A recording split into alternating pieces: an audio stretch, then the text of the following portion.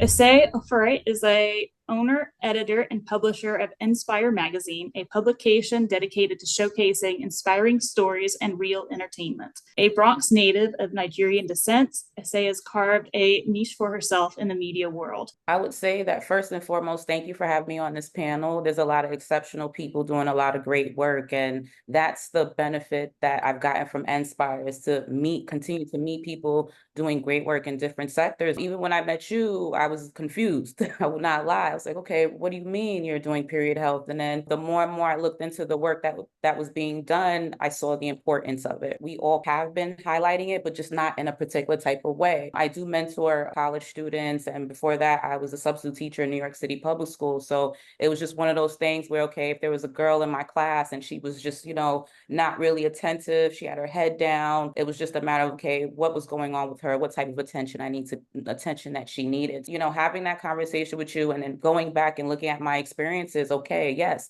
this is something that definitely needs to be highlighted more in media, not just for professionals, but for us to, bring more of a spotlight to it regarding our platforms. Promoting femtech and menstrual health is important because that's what Inspire stands for. We like to highlight the positive things that are influencing and encouraging people. And this is a mission to encourage our youth. We consider ourselves leaders, but we also have to mentor the youth to become future leaders and bring these type of conversations to the forefront, showing the youth that they do have a voice, that they can be leaders as well. It's just been great to continue that, to meet more people, more individuals who are spreading this particular mission. So that way I can actually highlight it on my platform and other people will read it. And then from that, that'll create other stories because that's kind of how media works. It's like a domino effect. For my platform that I just focus strictly on the positive things that people are doing for themselves and their community, regardless of their lifestyle. Whatever industry you're in, we try to find the positive aspect of it. And for instance, when you brought that article to my attention, I said, okay, here's a celebrity and here's his daughter, right? It's something that can be relatable to most men too. A lot of fathers have daughters and they go through the same thing.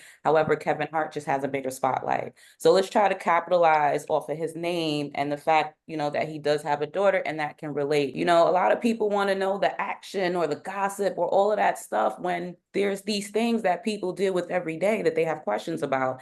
And if we have these stories on media, these questions will be answered by the everyday people. So I find myself always trying to figure out how do we get the positivity with what's trending? How can we take this message and just capitalize off of what it's normal to people to pay attention to? Trying to figure out how we can relate these stories that happen every day with women, whether they're in sports, whether you're in corporate world. I was in corporate world before, and some days I just didn't feel like going to work because it was that time of the month, but nobody understood it, or you felt it's nobody's business. So you didn't really explain that to your employer. So it's all these levels of information that's necessary to understand how to continue to navigate by utilizing stories and putting them on our website. That's the best that we can do, and make sure that we get more eyes on these stories. I'm finding out the more uncomfortable the conversation, the more engaging it can be. And obviously this is an uncomfortable conversation, especially when you have it in a room full of men. Men get married, men have wives, men have daughters, so it's like, this is not a topic that is foreign. It's a topic that everybody goes through. So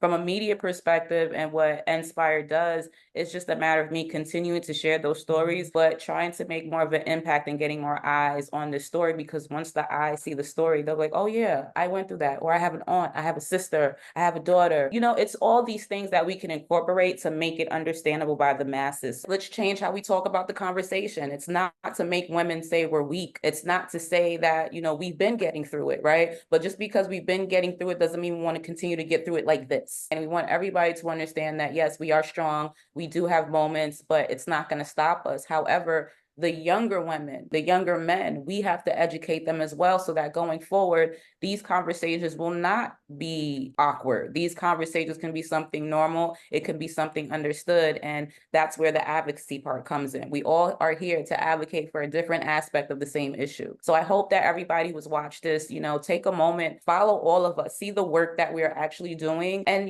take a moment to summarize that and see how important it is from every different angle of media, of entertainment, or just in general, know where we're coming from to address these particular issues. I think it's very, very important. Learn a little bit more about femtech, learn a little bit more about advocacy, learn a little bit more about the issues that, you know, women do face on a daily basis, because we all are in this together and we're all here just to make it easier for the youth. Okay. Advocate whatever way that you can, because each way is something that'll be, it's an addition to the movement, because this is a movement and the movement is not going to stop. Everybody, thank you again for your time. I'm Ese Ofurhie of Inspire Magazine. And again, I'm just proud to be on this panel with all these wonderful women. And Chase, thank you so much for the invitation, because of what your organization, Sanicle, is doing. Again, it's something that's very important, not talked about, but it is talked about. So we need to talk about it some more.